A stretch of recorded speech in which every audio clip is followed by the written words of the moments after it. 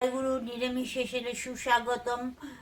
আজকে আমি এটাকে বলে মেটে আলু। রিমা পার্সোনাল ব্লগ, উনি বললেন এটা মেটে আলু। তা আজকে আমি এটা রান্না করব। আমার শাশুড়ি, আমার বাপের বাড়ির সবাই বলে এটা চুবড়ি আলু, আর এই বলে ডাকে, নাম দিয়েছে। তা এটা কেটে নিচ্ছি, কেটে নিয়ে ধুয়ে নেব।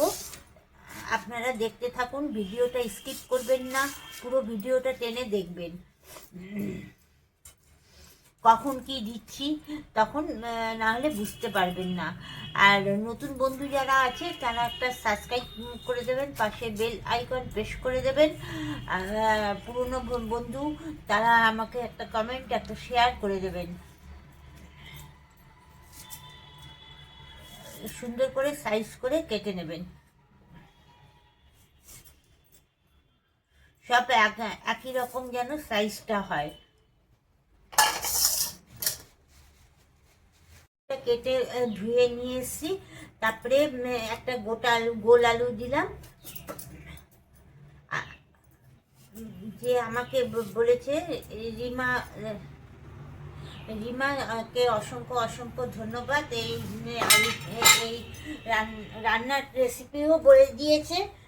একটু নুন দিয়ে দিচ্ছি, নুন আর হলুদ দিয়ে সিদ্ধ করে নেব। একটা একটা লেই লেই ভাব আছে, বুঝলেন তো? সেই জন্য আমি একটু সিদ্ধ করে নিই। প্রেশারে দিলে একদম গলে যাবে, সেই জন্য প্রেশারে দিলাম না, দিয়ে ঢেকে রাখছি।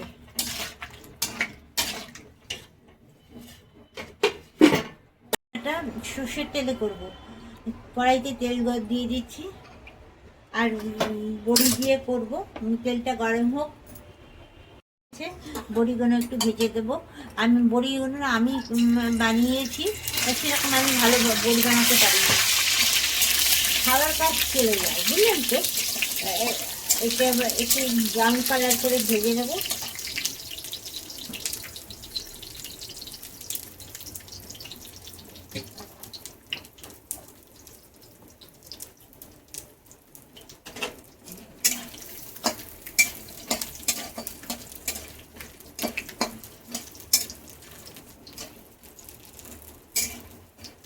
এই মেটে আলুর তরকারিটা খেতে এত ভালো লাগে, চিন্তা করতে পারবেন না।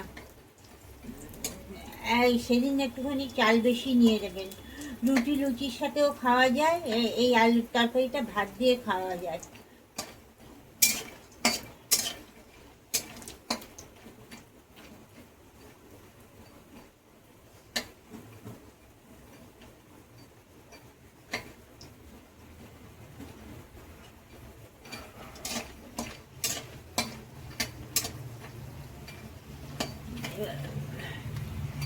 এই ভাঙা বড়িগুলো ভাজা হয়ে গেছে, গোটা বড়িগুলো ভাজা হয়নি। এগুলো তুলে নিচ্ছি, না তো পুড়ে যাবে।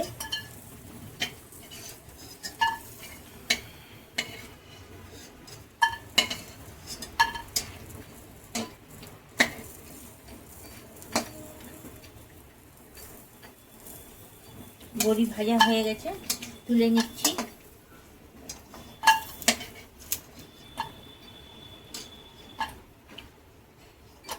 স্কিপ না করে ভিডিওটা দেখতে থাকুন।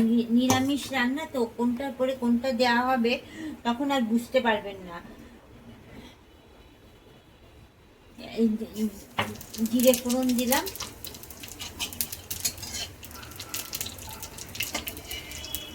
ফোড়নটা আবার তুলে রাখবে।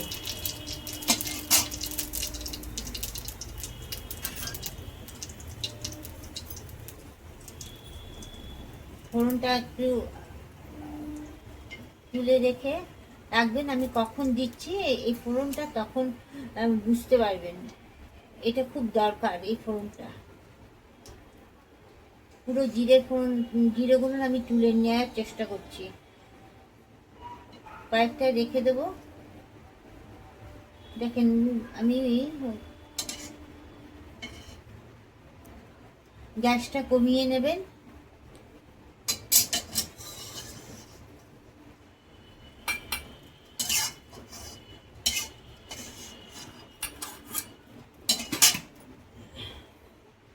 এবার আদা পেস্ট করে রেখেছি দিয়ে দিচ্ছি।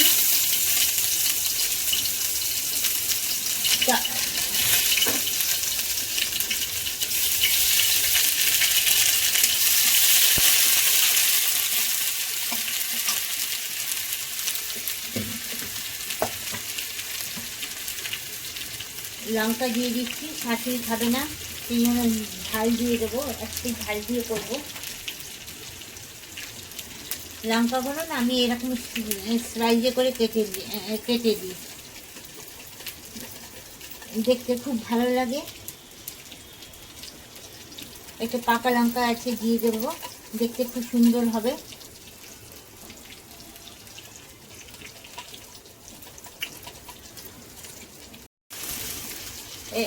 এক চামচ জিরের গুঁড়ো, এক চামচ ধনের গুঁড়ো, টমেটো, একটা গোটা টমেটো গ্রেট করে নিয়েছি,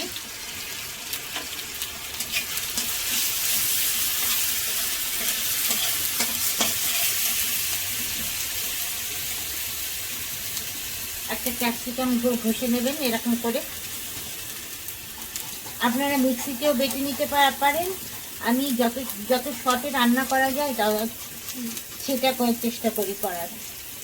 আবার মিক্সি বার করো, বাটো, ধো, গুছিয়ে যত্ন সহকারে তুলে রাখো।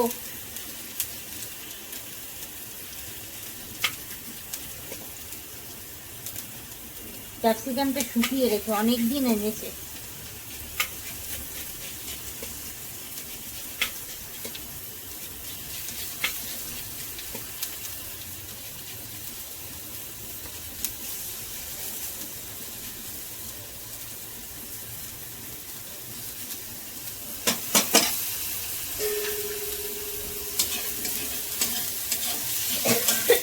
হলুদ দিয়ে দিচ্ছি,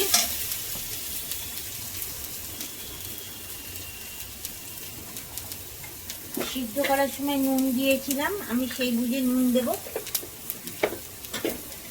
অল্প দেব, তখন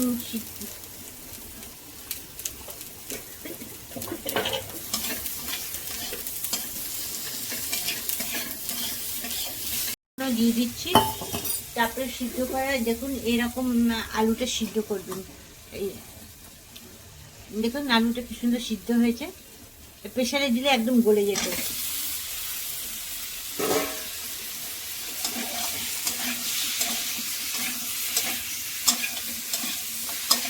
একটু তেল দিয়ে দিচ্ছি,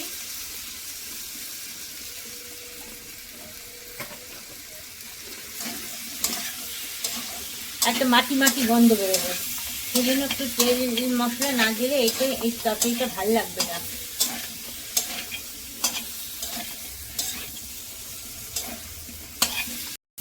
আমার কষানো হয়ে গেছে, এরকম কষাবেন, আলুর সাথে আর মশলা একসাথে মাখামাখি হয়ে গেছে।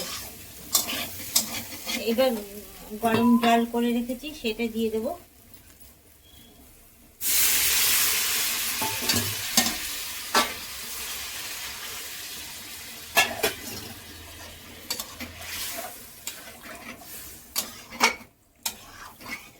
আপনারা লঙ্কার গুঁড়ো দিয়ে করতে পারেন, আমি লঙ্কার গুঁড়ো ব্যবহার করি না।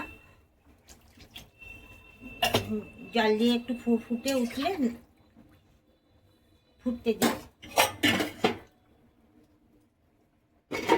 গুঁড়োটা জিরেটা করে নিয়েছি, ভেজে রেখে তুলেছিলাম, এটাকে এখন এরকম করে গুঁড়ো করে দেবো। আওয়াজ হচ্ছে,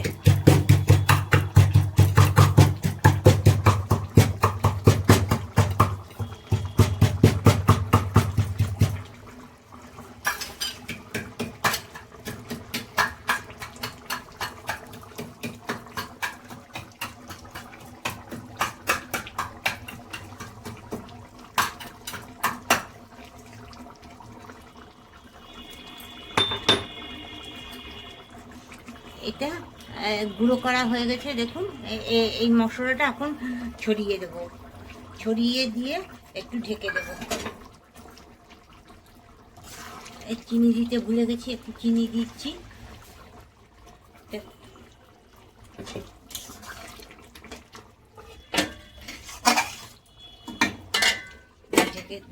তুলে দেখছি। তাটা দেখুন আমার তরকারিটা কেমন হয়েছে, একটা কমেন্ট করে জানাবেন। আলুগুলো খুব সুন্দর সিদ্ধ হয়ে গেছে, দেখুন এই যে একটা কমেন্ট করে জানাবেন। টাটা, বাই বাই, নেক্সট ভিডিওতে দেখা হবে। ভালো থাকুন, সুস্থ থাকুন, সবাইকে ভালো রাখুন।